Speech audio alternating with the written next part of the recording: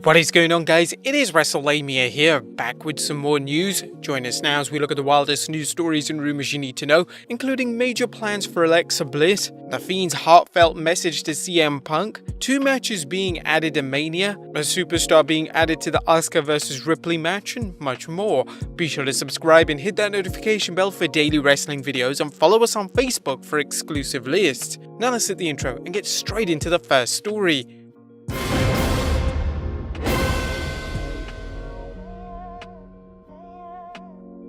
Now, our first story looks at major plans for Alexa Bliss's mask. Now, if you think Alexa Bliss's transformation from Little Miss Bliss into the Fiend's pyromaniac partner in crime has been twisted, things are only just getting started. Recently, Steve Carey of Ringside News tweeted, "We've been hearing some buzz for a few months now that Alexa Bliss might get a mask in her current Bray Wyatt storyline. It hasn't happened yet, but there are a lot of options out there, and this is one creative idea that we've heard wouldn't be a big surprise if it happened." Ringside News reported that a pitch was made to give Alexa Bliss her own mask during the storyline. They haven't debuted this mask yet, but the idea is still out there.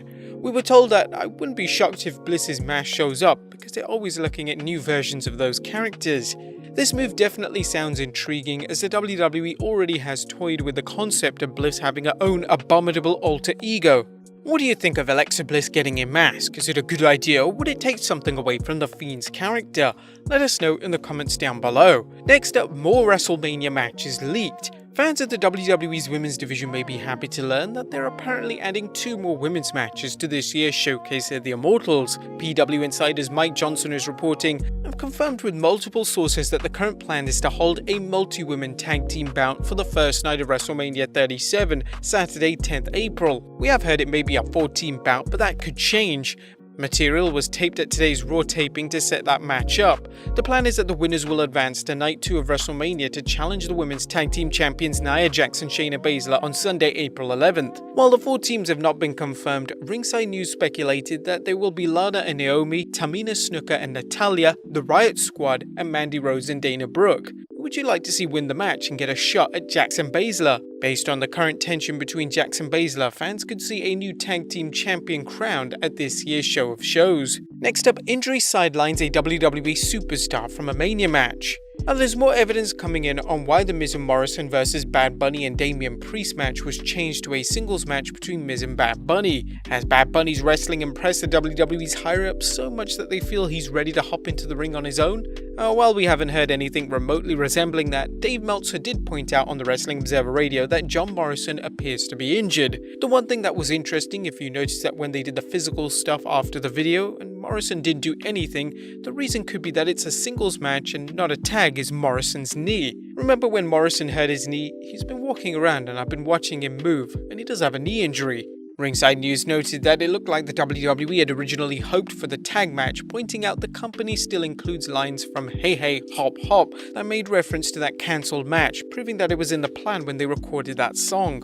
Next up, WWE Hall of Fame 2021 has been taped. This year's Hall of Fame induction ceremony will air next week on April 6th, but the show has already been taped. Cultaholic is reporting that Jerry Lawler confirmed on social media that he hosted the proceedings at the Thunderdome in Tropicana Fields, which saw the class of 2020 give their overdue induction into the Hall of Fame. A report from PW Insider suggests that Jushin Thunder Liger was not in attendance, while recently announced Celebrity Wing inductee William Shatner was also not physically at the event. According to the report, it's also believed Titus O'Neil was honored with the 2020 Warrior Award. Are you planning on watching the Hall of Fame ceremony? Let us know in the comments down below. Next up, The Fiend sends a heartfelt message to CM Punk. Social media can be a negative environment, whether it's fans interacting or wrestlers interacting. However, a recent exchange between Bray Wyatt and CM Punk has been fun and at times quite touching. You may recall CM Punk recently tweeted a message to Bray Wyatt. Punk had some fun with Wyatt when he recalled the time he and the new Nexus whipped Husky Harris. "I tried to warn him, Randall, never listened. Hope you don't hold a grudge for that little whipping incident. Bygones and such." Wyatt recently responded with a touching tweet that showed the Wyatt family, including Mr. Brody Lee aka Luke Harper, manhandling Punk.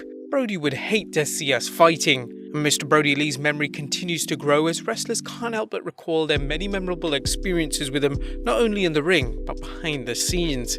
Next up, Charlotte being added to the Raw Women's Championship match. That's a scenario fans have been contemplating since Flair disappeared from television after challenging Asuka, with Rhea Ripley showing up on Raw and challenging the Empress of Tomorrow. Flair was supposed to face Asuka but was reportedly taken off television after a physician mistakenly diagnosed her as being pregnant. Charlotte's problems continued as she was diagnosed with COVID-19 and had to quarantine. However, now that Flair is cleared to wrestle, don't rule her out being added to the match. Rhea Ripley recently spoke with the New York Post about a match with Asuka, saying, "I'd be down for the match if she got added, but also in a selfish way, I really want to have a one-on-one match with Asuka. It's something that I've wanted for a long time. I've always wanted to step in the ring with Asuka and we haven't had a one-on-one match ever. So I think that there is that factor that everyone is really excited about. And both Asuka and Ripley should deliver a fantastic match, but you can't rule out the WWE adding Flair because they think that she'll make the match more memorable." Ripley discussed the possibility of Flair being added, saying, "If Charlotte gets added to the match, I'm simply not going to complain. It's still going to be a fantastic match and it's still going to be a fantastic story. So I guess we will just see what happens. She always has her way. Like you said, she'll probably end up in it, but that's not my call to make. So I'll be happy either way. I'm just happy to have a match at WrestleMania, and I think it's going to be great whether it has Charlotte in it or not." Ripley obviously knows better than to complain, as this is a tremendous opportunity for her. Nevertheless, should Charlotte be added to the match? Let us know in the comments down below. And finally, Carmella shoots on the lack of women. And while it's no earth-shattering revelation that the WWE's women's division is a half-baked mess, things on this week's Raw were so bad that even former SmackDown Women's Champion Carmella felt obliged to criticize the show. Carmella tweeted, "Less than 10 minutes total in 3 whole hours?" Carmella makes a good point as Raw has 3 hours and yet its women's division is incredibly underutilized, especially compared to SmackDown. Perhaps the biggest problem with Raw right now is that the WWE is making zero effort to build up its female undercard. Now 2 names come to mind, Peyton Royce and Naomi. Royce was supposed to get a singles push, with the WWE breaking up her Iconics team with Billie Kay to do so, only to pair Royce and Lacey Evans before sending Peyton into the Phantom Zone. As for Naomi, the talented single star is now in a forgettable tag team with Lana when she could and should be competing in singles matches. There's still rumors of her joining the Hurt Business, so things could turn around for her. At the same time, it may seem ironic to hear Carmella complain about the lack of women's wrestling on Raw when she enjoyed a lengthy program against SmackDown Women's Champion Sasha Banks, a program that puzzled many fans as Carmella seemed like a mid-card act at best, but received multiple championship shots. However, as questionable as the program was, at least SmackDown's creative team made an effort to push her regardless of whether it worked. What do you guys think? Do you agree with Carmella? Let us know in the comments down below, and I'll see you next time with some more wrestling content.